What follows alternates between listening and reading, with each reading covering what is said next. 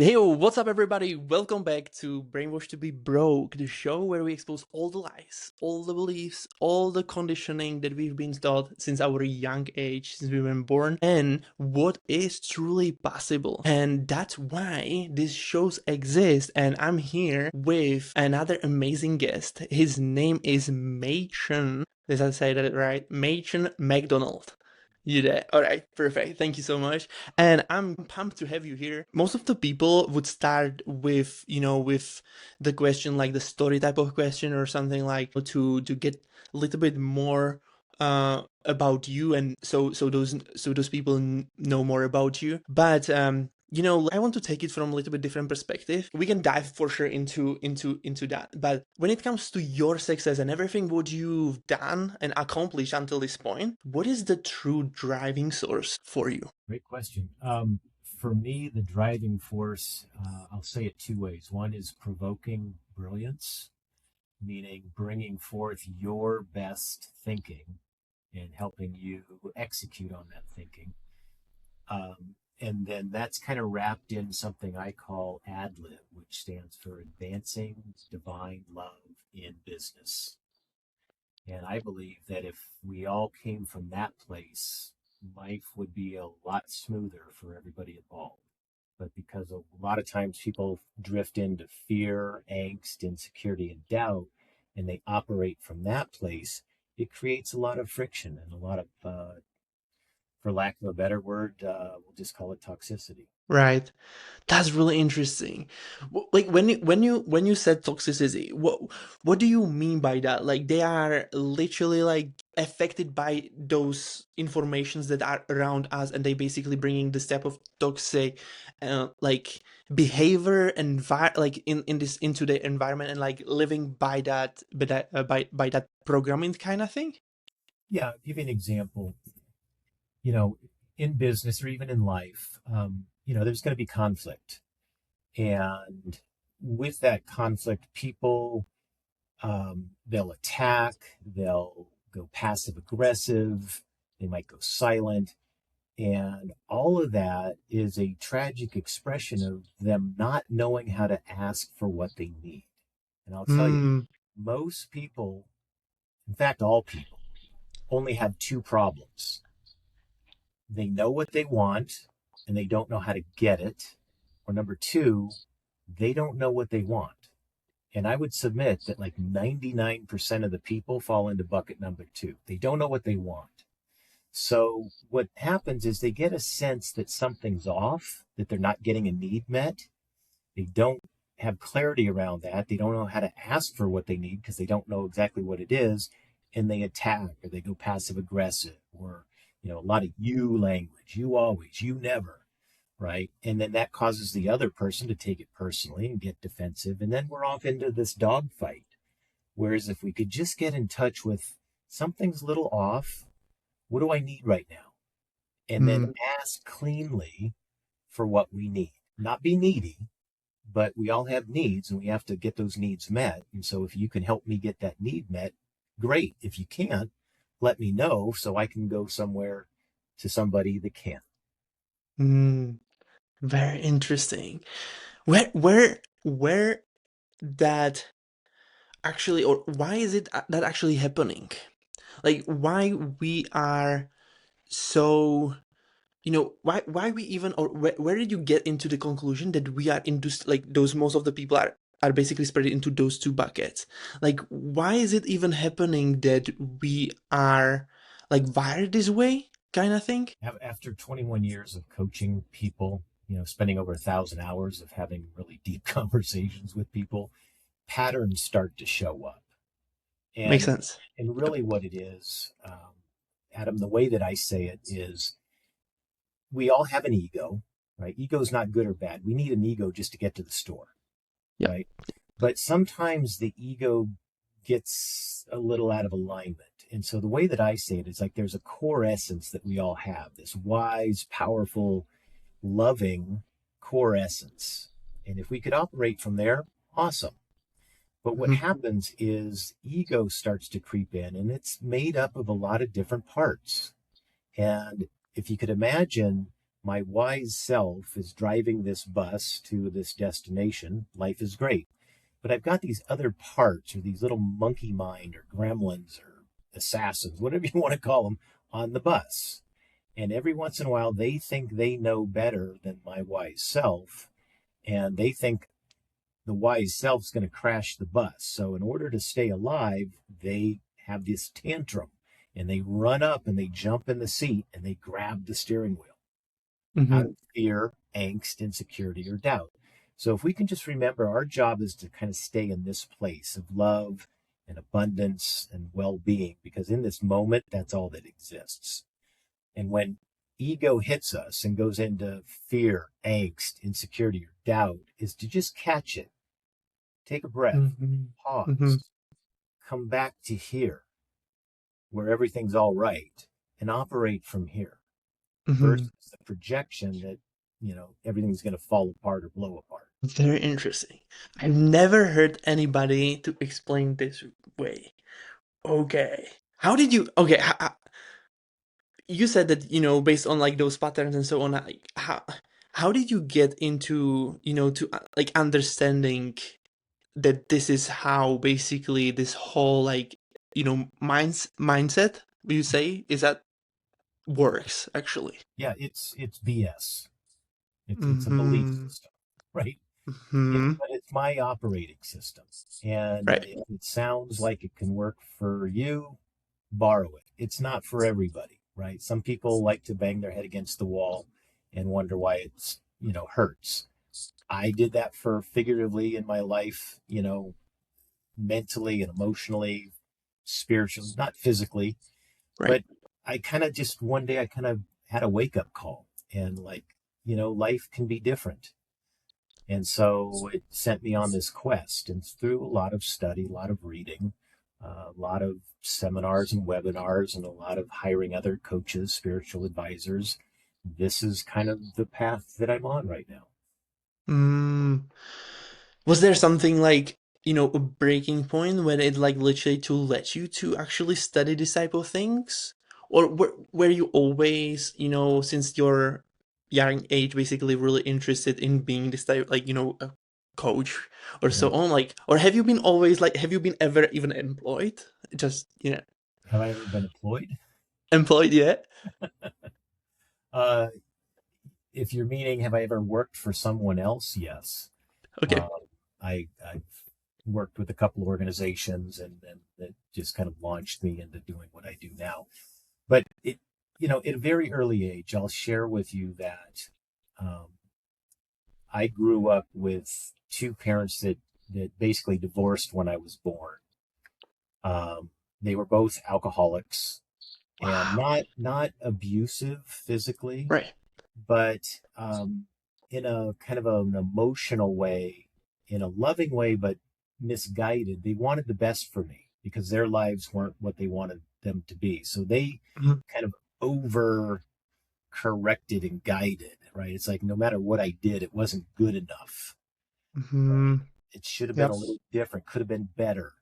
And Yep. so, because they were alcoholics, I'd wake up in the morning and, mom may have been on a bender and, don't bother her, or she was fine and very loving. And it's like I woke up, I didn't know which mom I was going to get. Wow. Same with my dad, didn't know which dad I was going to get. And Mhm. so it allowed me, it was the greatest gift in my life because it taught me to really read micro expressions, read the Mhm. environment, understand things of that nature. And then it evolved to this point where I met my current wife. Mhm. We've been married 33 years, so we're going back like 35 Congrats. years. Congrats. And she, met my mom and saw how my mom and I interacted. And and she's, coming from a different surrounding and environment, was like, dude, that's not right. Yeah. The way your mom talks to you it's off. And Yeah. it was Yeah. like this wake up call of like, huh. And so I kind of got the sense of like, okay, there's something different, there's something better. And then that kind of launched me into psychology and understanding addictions and things of that nature, because we all have Mm-hmm. addictions. You look at True. triathletes, healthy people, that's a lot of them are recovering addicts. They just shifted their addiction, right? No judgment, no blame, but we all have that potential, or that potential personality of being addicted. And so for me, right, my addiction became just really understanding how people are wired, why they make decisions, what drives those decisions, why they take action on those decisions, right? Right. Because a lot of us will have these thoughts of, we wouldn't say them out loud because we'd probably get thrown in jail. And we know enough to pause and not act on that first thought, right? And maybe search for some other thinking. Whereas prisons are filled with people that acted on that first thought. They didn't have the ability to understand there's a gap between a stimulus out here and how we respond to that stimulus, right? Because the stimulus has no meaning. We give Mm-hmm. it a meaning. We make up what it means. And then we Mm-hmm. respond or act on that meaning, right? In Viktor Frankl's book, Man's Search for Meaning, he talks all about this, right? That gap between stimulus and response, and how we own, that's where our power is in that microsecond of Right. Right. slapping a meaning onto something. Why do we making it up, if I may ask? Do you have the answer to that? Why do we make it up? Mm-hmm. It's my thinking around that is, as human beings, we crave certainty, Mm-hmm. right? The quality of our life is in direct proportion to our ability to handle uncertainty. Right. And some of us can do fine with a ton of uncertainty, Mm-hmm. right? Like a lot of people jump out of an airplane with just a pack on their back with a chute that they think is going to open, Right. right? They have a Yep. different degree of certainty versus somebody Mm-hmm. that won't ever get on a plane, right? And so everybody's wired a bit differently, and then we act accordingly to the landscape of what we Mm-hmm. judge to be certain. Just like driving on a highway, two double yellow lines, we make up that person on the other side is going to stay on their side of the line, right? Yep. But if there was no line there, and cars Yeah. coming at us, we'd operate a lot differently. But there's these micro and macro agreements we make with people all around us and ourselves all day long. Yeah, yeah. Well, that makes sense because like when it comes to, what when people don't you believe that like, when it comes to the certainty that the certainty varies based on like the experience to like they already like they did something that is actually like basically increasing like you don't have to stay with the certainty level that you have, right? You can always evolve the certainty based on the experience, based on the things that you're going to and willing to do. And like, what would you say that shift actually, or the pursue for the next level of the certainty, what is the driving source to actually pursue the next level of certainty and basically make it broader or stronger or so on? For me, Mm-hmm. it's a great question. It's curiosity, Mm-hmm. right? I'll give you an example. Right. Imagine a circle, right, that is kind of the universe of a certain situation, and it's all the knowledge and information around. Right. So, like, say investing, right? We think, there's a universe around investing and doing well. And of that, about 10% is what we know Mm-hmm. around that universe. And then there's like another 10% that's what we know we don't know. And we kind of bounce around in that 20% wedge Mm-hmm. of this entire universe. And we think this is certainty, right? And then there's this other 80% of what we don't know, we We don't don't know, know. Yeah. Yeah. right? No awareness. Yeah. But it's in that 80% that many of the solutions and breakthroughs come. So for me, it was like recognizing, okay, this is my current paradigm, but let me be curious to expand into the other 80% and play in that realm, because that's where all the magic happens. Mhm. So you would say that it's curiosity that drives that, the expansion of your of like the certainty on or the experiences, basically everything what you are capable of doing. Very interesting. Yeah, Yeah. I would agree on that actually pretty well, because like I'm certain all the time, and I'm expanding my my human being, like, to like any way possible, because like I don't know, I'm just like always curious. I don't know why. Like, it's just in my DNA. I would say, I don't know. There, yeah, I would agree. And there's, the level of, again, the level of certainty that somebody feels, right? Because let's face it, we're spinning around on this third rock from the sun being held by gravity, and we think we've got some control, right? So, given the level of certainty that we have, we're going to move forward with confidence, right? But if we don't have this level of certainty that we need, we hold back. And Hmm. so it's kind of like, imagine somebody who's getting in a car and they have to know every single turn and what every stoplight's going to be and what the detours are before they put it in drive and Yeah, move forward, right? That can be, very, very limiting. But yeah. somebody that has, let's say, a GPS that says, hey, I know the general direction, I'll plug it into the GPS and I'll just put it in drive and start going. I'm trusting, again, a level of certainty Hmm. that GPS is going to give me the feedback I need to keep me on track. Or if I can't, if all of a sudden the GPS breaks down, I've got enough ability to, stop, pull over, ask for directions. In other words, I can figure it out. So to the level that we agree that everything's figure outable and can keep moving forward, we move forward. But if we're locked in and we don't trust our self-efficacy, it can be a very stifling existence. And so just be curious, right?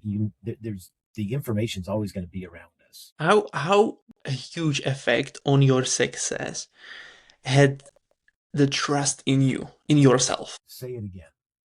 How huge, how big of a effect had, beliefs in you, like that you can accomplish? Because I 100% agree on that. Everything is solvable, everything is pretty much possible. To me, I have this type of beliefs that, to be completely honest, there is nothing that I've have ever, like, didn't figure out. Like literally, I most of my things that I've always like committed 100%, I always figure out. Like always. Even though it's gonna take a while, I'm always figuring it out. And like that's why I'm so certain in myself. And I haven't been that way. I haven't, because my whole childhood was basically, you are not good enough, you are not smart enough. This, like, people, my parents, my close ones, and that's the biggest problem right there. Because like they are, I have never, I'm gonna be a little bit vulnerable here, but like, I've never heard from my parent that they love me. Never ever in my life. That's not easy for me to say. And like, it's, the whole relationship between me and them was really tough, especially in the young age. I can imagine that you know what I'm talking about, because like you have your own experiences with your parents and like what you shared, right? So it's something that I wouldn't I would never ever willingly to let anybody to experience this, even though it's shaped me into the person who I am right now. You know what I mean? And yeah, it's like it's really the environment and the way that who you are spending time with, and how you basically, what you can hear from your around surroundings.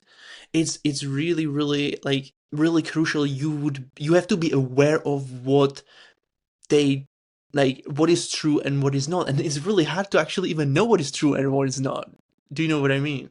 Sure, sure. Do you have any thoughts on that? Well, Yeah. share with me, how did you shift from this sense of not enoughness to having such great self efficacy, knowing that you can count on yourself to figure it out and get things done? What was the shift for you? Curiosity. And I moved to England by myself. I have, like, that was a big shift for me. When I shared with you, basically couldn't speak English, and I figured it out. I don't know. I just did the things that I thought that are impossible, and I literally done them successfully. And there is, I don't know, and also like I get, I always kept my promises, right? I always do what I says that I'm gonna do.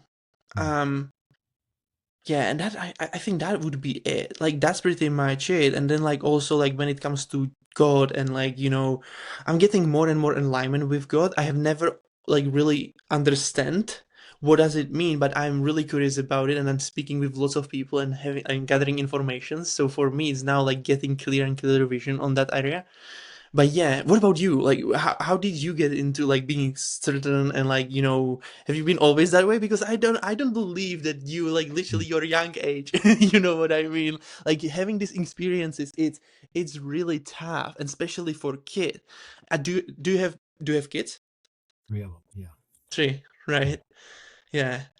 I believe that you did a phenomenal job of teaching them and leading them the way to be the best of them, because like I feel from you that you are this type of person that you want to be like, you want to make the world a better place.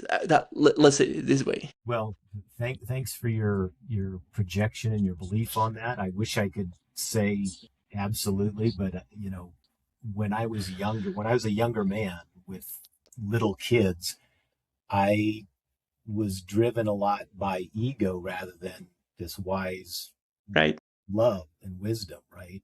And so, I there's a lot of stuff I'd take back in a heartbeat, and I can see how it impacted, you know, because as a parent, there's a lot of times where we have a sense of what the intended impact will be from our lessons or from our, whatever. But a lot of times there's an unintended impact. Just like I said, growing up with my parents, again, very loving, but because of their insecurities, they wanted me to be as good or better than them, at the ripe old age of 7 years old, so they're telling me I should do this, I should be that, I should have done it this way. And, little Machen, all he could hear was, I didn't do it right. I'm not enough. Mm, mm-hmm, Not their fault, right? But that's the paradigm that I started to shape for myself, the belief mm-hmm, system that I'm swimming in life, right? And, you know, the age I am now, I have this sense of knowing that situations and circumstances and people show up in my life to reveal to me where I'm not free of the not mm. enoughness yet. Why? That's what you believe, right? Yeah. That's what you believe right now. Yeah. Still, Oh, are sure. you? Because, Are you? Go ahead. Yeah, go ahead. Go ahead. I'm really curious about it. Why is it even like? Why do you still believe in this? well, for me, we live in an ever expanding universe, Of course. Yep. and everything's made up of the same shit: hydrogen, oxygen, nitrogen, and carbon, right? You and me, the stars, all the same stuff, right? We're always expanding, right? So as I grow into this version of me, and life's great, it feels good, feel on purpose, confident. And then it's like there's something that's pulling, that's wanting me to expand. So I cross that line Hmm. into something new, uncomfortable. And it's like, this doesn't feel great. But I know that like it's there to help me keep expanding, right? Yeah. There's a lovely, it's like life would be great if it just all went perfect, and we could feel joy because that's kind of what we're all after, right? Yeah. True. Yeah. But there's a lot of other emotion and there's things that happen and it's setback and we feel defeated or whatever it might be. But there's a great saying that says, joy is the matriarch of all emotion, and she will Mm-hmm. not enter a home where her children are not welcome. So we have to be Mm-hmm. okay with feeling pissed and upset and betrayed and ridiculed and whatever it is that we're feeling. They're all signals to let us know we're simply off our mark. right? It's Mhm. like, oh, this hit. Great. What about that? How can I get my freedom? How can I get back to being this divine being that we all Right. are, right? So it's not a matter of how do we become that, it's how do we remember. And we get all this Mm. stuff around us to help us remember, oh, yeah, I'm this, I'm not this. Yeah. Do you know what is really interesting? Because like most of the entrepreneurs, most of the people starting a business is because they want the money, right? Mhm. But in the end, like, or not even in the end, like, in couple of successes, you pretty much hit the goal of the money. Like, you're not really starving, right? Like when it comes to money wise. But then the question is because like my biggest care like scarcity, or I don't know what to say, is not about like, how I gonna make money, or like if I gonna survive the next day, but more like that how I'm gonna be remembered, or like if I'm going to meet me, and like when it comes to the higher power, um if I'm go if that's true, and you or I heard so many people, or really influential people, talking about like if you would meet a person like yourself in the end of your life, and you would be able to see who you could become and who you are. That's the thing that scares me like a lot also. Like when it comes to, I want to that's why I don't like to waste my time. I don't like to, just be scared of you know stepping out of my comfort zone and doing stuff that is like literally, because it doesn't matter. Like pretty much every way that you're gonna decide, you're gonna pretty much suffer. It doesn't matter. Yeah, But that I've is part of the human condition. that's right. So it's better to pick a way or pick a goal that actually is worth the suffering for, in my opinion. Yeah, yeah. Jim Carrey, the actor, he talks about that with his dad, who was an accountant, who was like suffering. And little Jim got the message like, if I'm going to suffer, I might as well suffer doing something I enjoy. Right. Like I don't know about you, like you said, like legacy, and like that's your driving source, I would say, right? Like legacy, the freedom, like being able to provide for your family, and maybe even secure like them for generations and so on. Am I right? Like is that something, like am I reading you the correct way, or would you change something else? Oh, Well, add something into it. I don't know that I said it that way, but I do. I mean, I am in alignment with that. For Mm-hmm. me, Yep. my purpose again, it's to help people get a glimpse of their brilliance and then live Ooh. more into that brilliance. That's even, yeah, that's really good. Yeah, I love it. Oh my gosh. Yeah. That's Because really cool. it's not who we think we are that holds us back, Yeah. it's who we think we're not. Mm. Hmm. Was that always for you? Like, have you been clear on that, like since you started, or how did you figure it out? Like this is your like the achievement, or the thing that you pursue. I think it's because I've had people in my life Mm. that believed in me more than I believed in me. And Powerful. there was some shifts that got me to kind of buy into it. And it took great courage, right? But courage precedes confidence, right? In my coaching practice, right? I work with a lot of CEOs and Uh-huh. business owners, and a lot of them come to me because now they're in these positions that they're, you know, operating beyond what they imagine their capacity is. And they say, I need more confidence. And I'm like, no, you don't. You need more courage, Mm. right? Because courage gives us what we need to step into the battle and the crucible and Yep. get annihilated to figure out who we are. And once that happens, our confidence grows, right? Pema Chodron Hmm. says it's only to the extent that we expose ourselves over and over and over to annihilation can Uh-huh. that which is indestructible in us be found, right? So it's like, if that's true, where's the next battle, right? Hmm. Where can I start to burn off the impurities that aren't me, that are ego, right?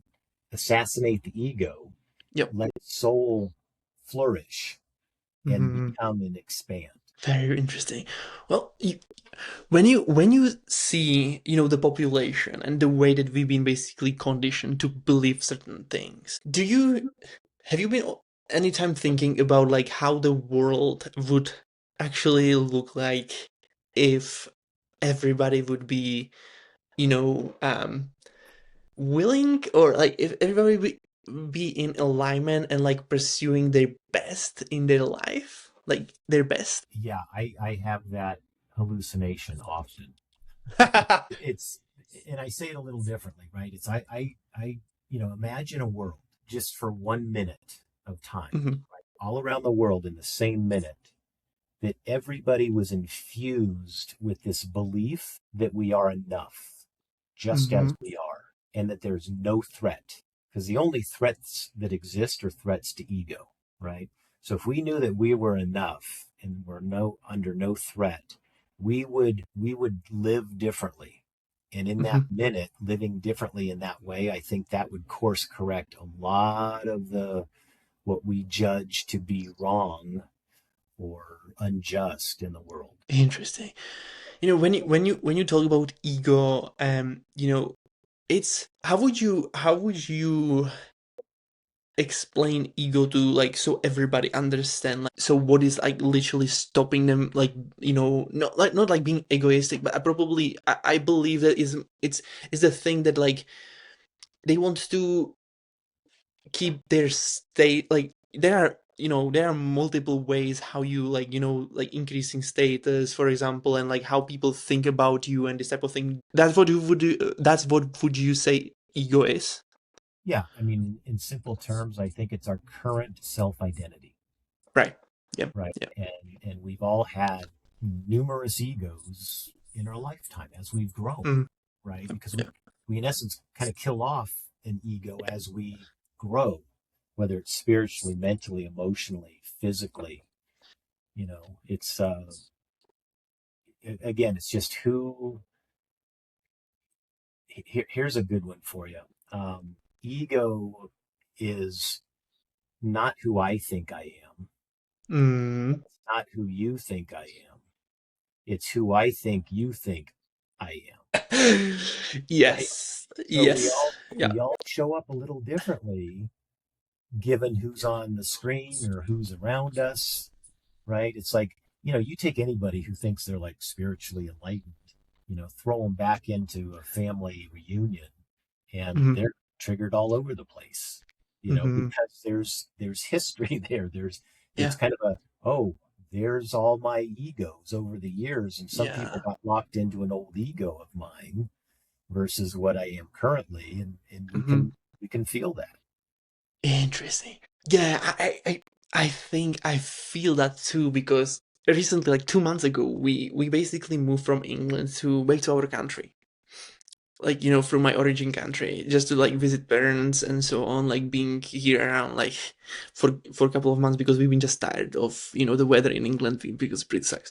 But yeah, I don't know. Have you been in England before? I Like, haven't. it's pretty. I've seen It's movies. crazy.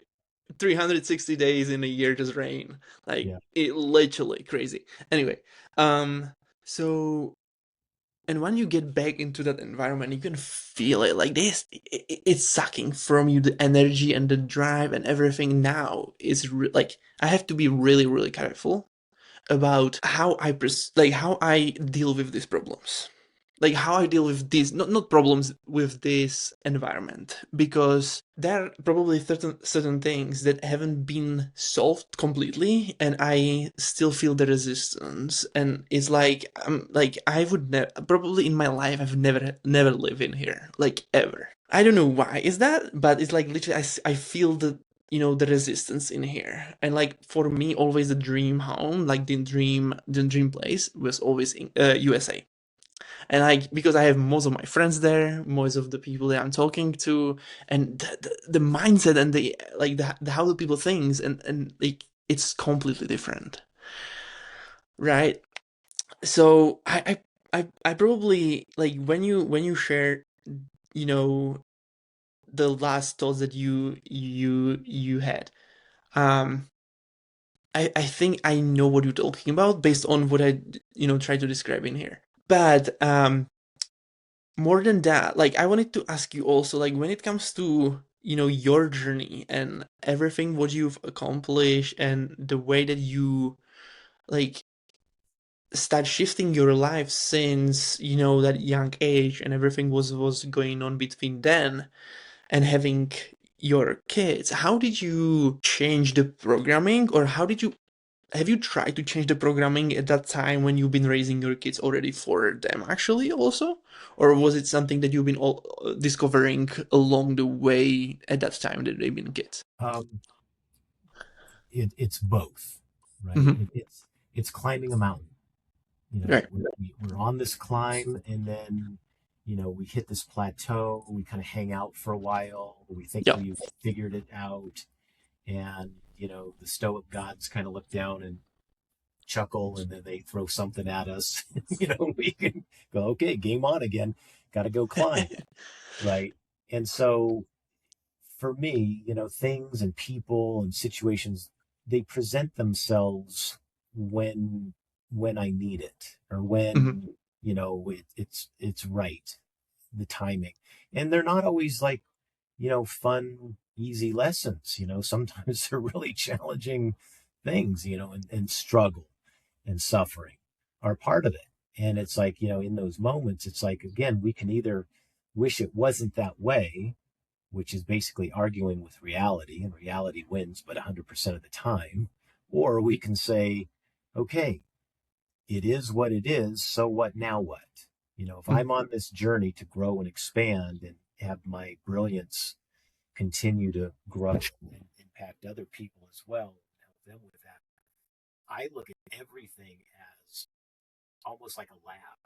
Right? I kind of grab my clipboard and my coat and my goggles, and okay, what do I need to learn here? Why is this happening? So I do nerd out a little bit during the struggles. I always say life is kind of like surfing, right? We're Uh-huh. either riding the wave, or we're paddling like hell to catch a wave, or we're getting crushed by it, Right. right? And it's always going to be these cycles. And by the way, the best surfers are also the strongest paddlers, right? Mm. They also Uh-huh. know how to wipe out without drowning or getting, Uh-huh. they know, that it's not going to last forever. And maybe I didn't get my breath, but I'm, not going to die. It might be uncomfortable. I might suck some water, but, eventually the wave goes, and then I bounce back up and okay, start paddling again. So, are you surfing actually, or is it like your experience that you're sharing, or is it like something like you've studied? Um, I mean, I have surfed. I'm not a proficient surfer by any stretch of No, the I mean like do you do any type of like sports also? Like what is like is there something else than just for example a business that fulfills you also, like bringing you like joy and into your life and so on? Oh, yeah, you can't see it over here, but I have a I couple. can't like, because I have the camera is I can see you in only like But in I the have middle of the, a yeah, I can. lot that are running bibs, like from running 10Ks and marathons and half marathons. So there's that I enjoy. I love water skiing and snow skiing. So Mm. do that. I've got some issues with my shoulders because I used to box in college and wrestle, and my shoulders, at my wonderful age I am privileged to experience, they get a little angry. So I don't do as much stuff in that regard. But How old are you, just between us? 63. 63? Oh, you Yeah. dude, you look really good actually. I thought that like it seems like that you are sporting quite a bit, right? Yeah. Like do It's you still do some stuff? filters Go in the ahead. Say again. it's Say the again. filters in the camera that make me. Oh, yeah, because I love sporting too. Like I've been since a young age. Literally, I haven't Yeah. been doing like I've been doing Thai box and MMA actually for quite a Oh, bit, but then I have a problem with my eye socket. I get like my eye socket get broke, yeah. so I had to go on on surgery, and from there I had to stop because I couldn't I would have a literally I would lose my vision, so I wouldn't even drive. I couldn't even drive and so on. So I just jump into gym then, but yeah. It's a lesson. Yeah. Yeah, and even something like that, going back to the ego, right? It's Mm, like, having boxed in college and, you know, combat sports and so forth. It's like that was an identity, mm, right? Part of my ego. And now I'm at a point in my life where, I'm choosing not to do that in preservation of joints and everything else. So it's a little bit of a struggle to let go of that identity. I once was that, but I'm not that now. It's like if yeah. something happens, I'm not going to, you know, defend. I'm probably going to run as fast as I can, Yeah, yeah. because I just don't Well, think I'm. that's really interesting because like from the environment that you coming from and so on, like why did you decide to go with like, this type of like what is the word? Like the sports like like boxing type of sports, like like the physical type Um, of sports. I don't know. Say combat sports, sorry. Yeah. well, for me, at an early age, my dad used to box, and Uh-huh. I searched for dad's love and approval. I Ah, made up, if I can become a good boxer, he'll love me or respect. And right. I knew he loved me. He would say it, Yeah. but still. And so I had the opportunity in high school to start to experience that. And then I just happened to know some people that knew some people at a university nearby that had a collegiate boxing team. So I walked on for that. And then I got scholarship. And then, 4 years of getting to do that. And so getting proficient there. And, long story short, it didn't make a difference, in the Yeah, relationship yeah. with my dad, but that's what drove it. Yeah, yeah. But you enjoyed it probably because that you wouldn't either way like you wouldn't do it probably, right? So Well, yeah, or I mean, truth be told, I was pretty good at it, just Mhm. right out of the gate. Um, Right. so for me, the way that I work, if I've got some level of success with something, it draws me in. How tall are I'm you? 5'8". I boxed Okay. 102. Right, right. Okay. Very cool. Well, thank you so much for sharing that. Like this is Yeah. amazing. I enjoyed the conversation totally. When it comes to, to end this conversation, basically I would love to actually like go a little bit into the future. Like what your future look like when it comes to Well, business wise and also like personal life. Can you hear me clearly? Or you could yeah, I'm just curious how you can get me to go into the future. well yeah. Like I mean you have some type of goals probably, right? That you like trying to, pursue or something. Like what does it look like for you? What do you pursuing? Good question. For me, it's the unfolding and the expansion of who I am, right? Mhm, There's different archetypes that we live into, right? When I was younger and growing businesses and so forth, it was kind of like more warrior energy, mhm, get mhm. stuff done, make it happen. And I'm noticing a transition energetically for me that I'm moving more into like a sovereign or a king Right. energy, right? Uh-huh. And so I'm finding that I'm getting more things done and accomplished through other people, right? Mhm. By holding a vision of things. So rather than doing like a lot of one-to-one individual types of coaching, I'm doing more of these kind of groups and facilitating the wisdom, the collective wisdom, Yeah.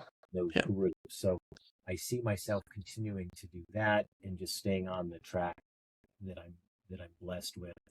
But in a nutshell, what I'm really searching to do is not go into the future, meaning hallucinate, right? Because Right. the way that I see it is in this moment, there are infinite possibilities of Yep. the future. And my ego can get locked onto one of those. And I Mhm. don't want to limit that, right? I want to be able to kind of surf all the different realities that exist, moment Ooh. to moment to moment to moment. Yeah.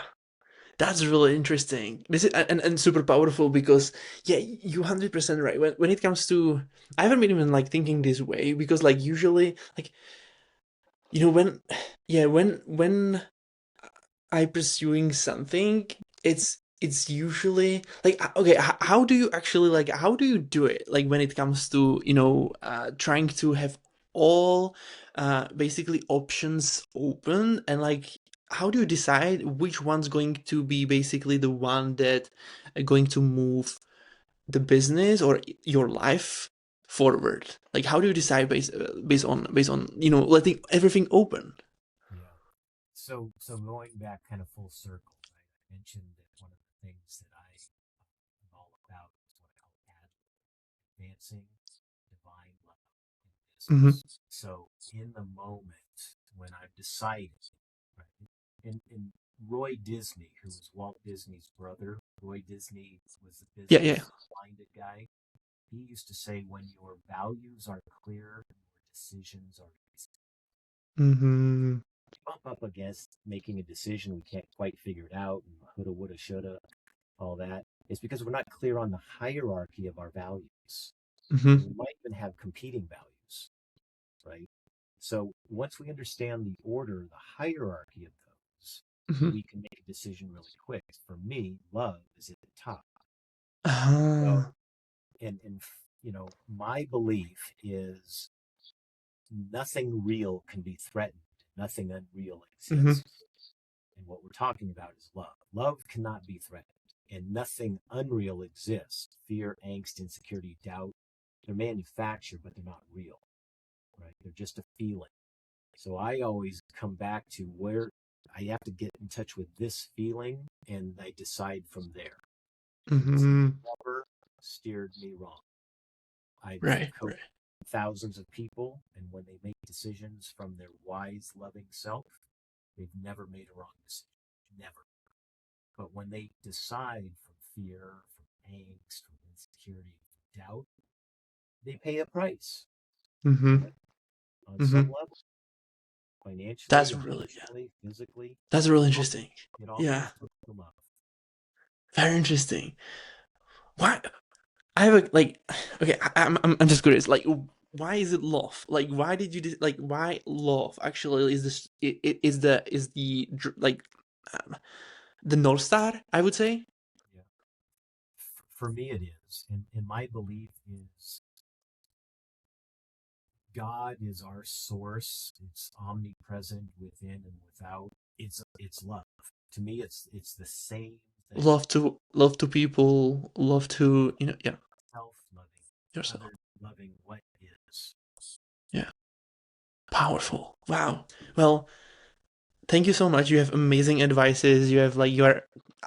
It seems like I can talk to you all the time. Like literally, you are amazing. What you do, a free rapid fire before we end the conversation that I ask. Usually everybody.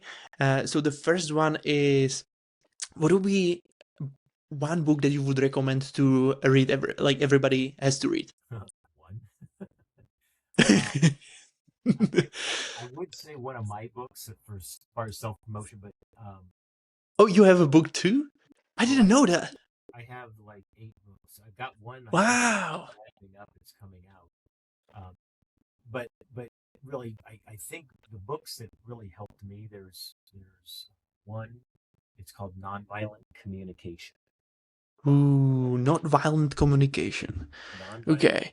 Not a great name for a book, but it's the simple lessons that it has within it of how to communicate with people and get past the barriers and the conflict, right? It helps us be conflict proficient, right? Conflict is Communication is, yeah, so important, in life, generally in like business and every area. And like I think it's the highest.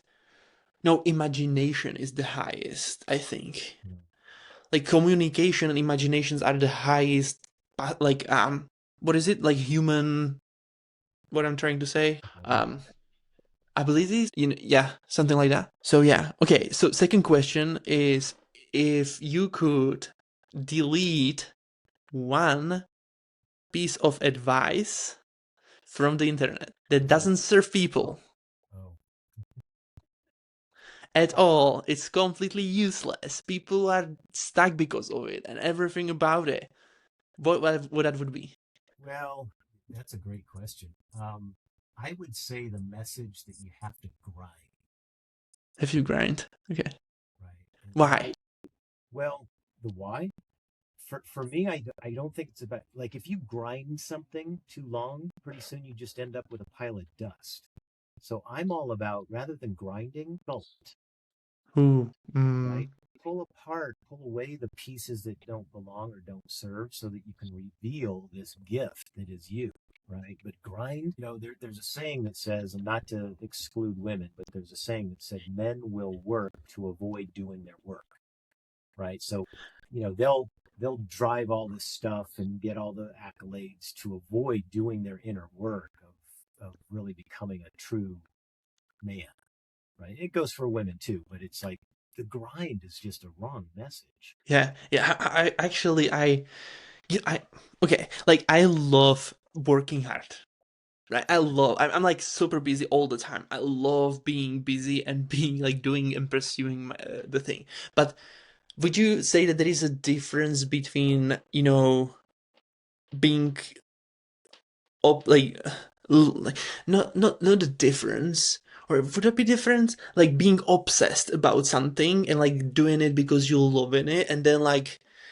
that, grinding because you have to, you know? Good question. I believe that there's certain uh, desires and inspirations that fuel us, right? When you think of Hmm. the word desire, it's of the Father, right? There's something that's Hmm. come down. So Yeah, we have desire, right? And then inspiration and spirit. When that's all lined up, man, that'll pull us and we can do stuff forever, right? Go, yeah, go, go, go, go. Nothing yeah, wrong yeah. with that, right? But there's also this part of the pause Hmm. and the experience of it. You're right. Yeah, yeah. You're right on that 100%. Like, I've been too obsessed. Like, too obsessed. Sometimes I'm too obsessed. Like, Well, you what know. you want to watch for, the obsession, it becomes a biochemical uh, pattern in us. And when Hmm. we start to do stuff kind of for the wrong reason, it's to get the fix, Right. right? The way Hmm. our biochemistry is, right? If I can't save the day at the last minute and get that rush of whatever it is, right, that I become addicted to, now I Hmm. start to create that unconsciously Hmm. around all this chaos to go save the day. Right? I learned that one at a fairly early age. Like, I've got again an addiction to this biochemical cocktail that my body creates, rescuing everybody, and that's exhausting. Yeah, yeah. Would you say everybody's addicted to something? Pretty much. I I don't like to say, every or all or never or none. Okay. It's universals. I would say my experience is, and again, it's kind of whatever you say to yourself before you look at something determines what you see. So Hmm. sometimes I'm looking for, okay, where's this person's quote addiction, Uh-huh. or what are they maybe unconsciously moving towards that fix that they're not aware of. So I think many people have an addiction of some kind, whether it's, you name it. And like we said earlier, it could be a healthy addiction per se, like into, you know, Yeah. triathlons and endurance things and sports, or it could be, for chemicals that are not necessarily healthy Yeah. to Yeah. ingest or shoot or snort. Yeah, that would be my second, like, literally follow-up question on that, because, like, is there a bad addiction and good addiction? Like when it comes to human society. I mean, we live in this world, where hacks are really popular, right? Finding Mm. ways to get yourself to do what you want to do, Hmm. right? And everybody's a little different. And the Yeah. reality of it is we're unconscious most of the time, right? We're Hmm. on this autopilot. So if we aren't consciously aware or awake to what's the mechanisms that we're using to pull ourselves through this journey, we can get sideswiped pretty easy. Yeah. It's Yeah. just being awake to what serves us, and then Yeah. Yeah. knowing that moment to moment moment we're at choice. I can change my mind. I can choose to do something different or better. Hmm. Yeah. Yeah. You know. Yeah. Like, it's like studying a human's brain, human's behavior, and so on. It's really interesting. Like, like how humans operate, and like how we react on certain things based on basically our subconscious, and it's freaking it's pretty interesting, and like somebody who understand can take literally advantage of how what you're gonna do, or like how influence they can like how they can influence you and so on. But anyway, it's really interesting. I'm just like I'm geeking out on these type of things also, like because anyway, that's where I am. So either way, the last question is going to be, if that would be your last interview you would ever done, what would be your message that you would love to leave behind you for the younger generation and so on? Without a doubt that they know they are enough just as they are in this one. Super powerful. Well, thank you so much, brother. That was amazing. Um, I enjoyed every minute of the conversation, and hopefully we will be able to have another conversation in the future, because like I love what you do, and always here to support you with either way when you're gonna start with, like when you're gonna launch your book basically, or planning to launch your book. You can let me know. We can always get on another interview. Cool. Anyways, thank you so much for everybody who's listening. We will see you in the next episode. Bye for now.